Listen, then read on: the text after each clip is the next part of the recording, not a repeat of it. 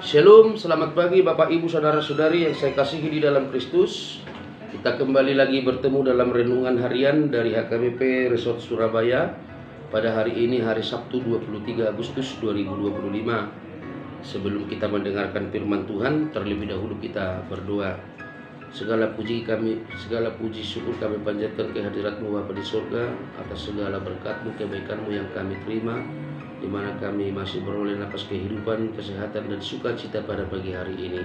Ya Bapa, sebelum kami beraktivitas, kami ingin menyerahkan hidup kami ke dalam tangan-Mu.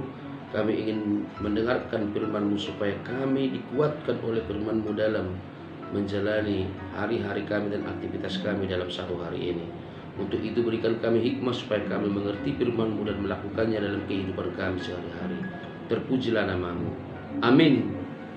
Bapak Ibu Saudara-saudari yang saya kasihi di dalam Kristus Yesus, firman Tuhan yang menyapa kita pada pagi hari ini tertulis dalam kitab Daniel pasal 11 ayat 32. Kitab Daniel pasal 11 ayat 32. Demikian pembacaan firman Tuhan. Dan orang-orang yang berlaku fasik terhadap perjanjian akan dibujuknya sampai murtad dengan kata-kata licin, tetapi umat yang mengenal Allahnya akan tetap kuat dan akan bertindak. Sekali lagi kami bacakan.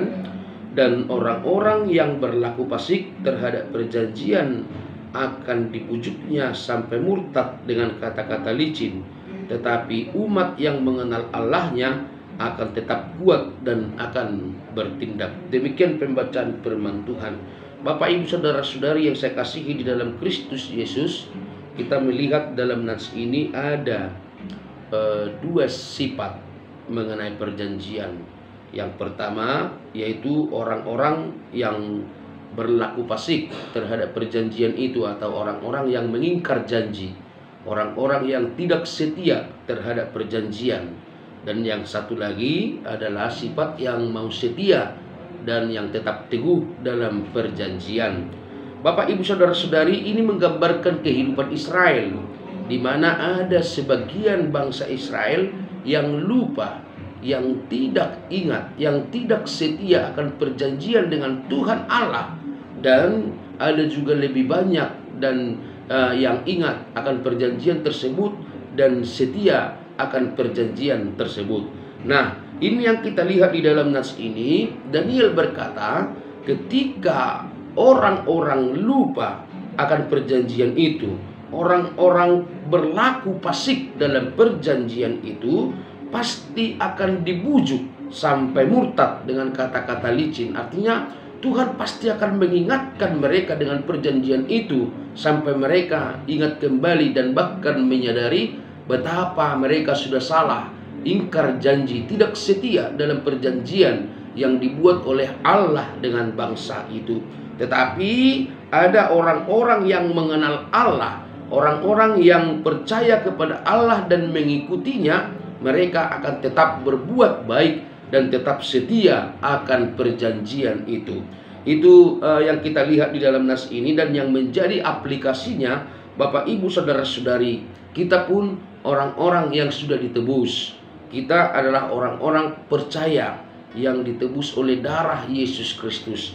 Oleh penebusan itu mengingatkan kita juga akan perjanjian kepada Tuhan Yesus Kristus atau kepada Allah Bapa, yang mengatakan bahwa sampai selama kita hidup di dunia ini, seumur hidup kita akan tetap setia kepada Dia. Nah, walaupun kita semua orang Kristen, walaupun semua percaya kepada Yesus Kristus, tetapi harus kita akui Bapak Ibu Saudara-saudari, kadang akibat dari rutinitas, kadang akibat dari beban atau pergumulan hidup atau kesusahan yang kita hadapi, kadang itu membuat kita lupa akan perjanjian itu. Bahkan lebih condong ketika kita hidup enak, ketika kita berbahagia di dalam kehidupan ini, tidak kekurangan apapun, itu bisa membuat kita juga lupa akan perjanjian itu.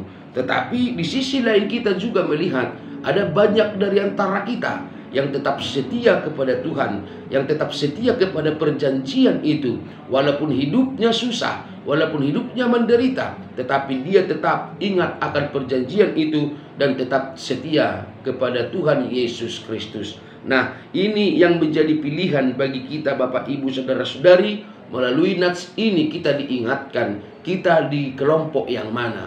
Apakah kita di kelompok orang fasik yang berlaku lupa akan perjanjian itu, ataukah kita di kelompok orang benar yang selalu setia akan perjanjian itu? Tetapi satu hal yang kita harus ingat, setiap pilihan pasti ada risikonya, setiap pilihan pasti ada imbalannya. Ketika kita memilih untuk tidak setia pada perjanjian itu, setia sampai akhir mengikut Tuhan di dalam hidup kita, menjauhi segala larangannya, maka akan ada ganjaran yang harus kita terima dari Tuhan. Akan ada ganjaran yang harus kita terima dari Tuhan. Tetapi sebaliknya, ketika kita berlaku setia, berlaku turut kepada janji, mengingat janji itu, dan setia kepada janji itu, kita berlaku seperti pengikut Kristus, setia kepadanya, melakukan kehendaknya, menjauhi larangannya di dalam kehidupan kita ini, maka akan ada juga imbalan atau harta yang sangat berharga yang akan kita terima dari Tuhan pengasih kita. Untuk itu, Amang Inang, marilah nats ini mengingatkan kita supaya tetap setia pada perjanjian yang kita buat kepada Kristus Yesus, di mana Dia telah menyelamatkan kita. Kita telah mengikat sebuah perjanjian setia kepadanya, mengikut Dia di dalam hidup kita, dan bahkan kedatangannya yang kedua kali itu juga menggambarkan bahwa akibat dari kesetiaan kita kepadanya, kita juga akan ikut serta bersuka cita memperoleh hidup yang kekal selama-lamanya. Semoga kita dimampukan Bapak Ibu Saudara-saudari untuk melakukan kehendak Tuhan di dalam kehidupan kita sehari-hari. Amin. Kita berdoa. Terima kasih Tuhan untuk firman-Mu yang menyapa kami, yang mengajari kami untuk tetap setia akan perjanjian yang sudah kami buat terhadap Engkau. Engkau adalah Raja, Engkau adalah Tuhan yang sungguh baik, yang selalu peduli dengan kehidupan kami, yang bahkan dengan rela menebus dosa-dosa kami. Untuk itu Bapa, karena kemenangan yang Engkau berikan kepada kami, Tuhan menuntut kami untuk tetap setia mengikut Engkau di dalam kehidupan kami. Walaupun silih berganti penderitaan dan sukacita, itu tidak akan membuat kami goyah kepada perjanjian itu. Tetapi kami akan tetap setia. Walau apapun yang terjadi di dalam kehidupan kami akan tetap mengikut Engkau. Terima kasih Tuhan atas firman-Mu yang menyapa kami pada pagi hari ini.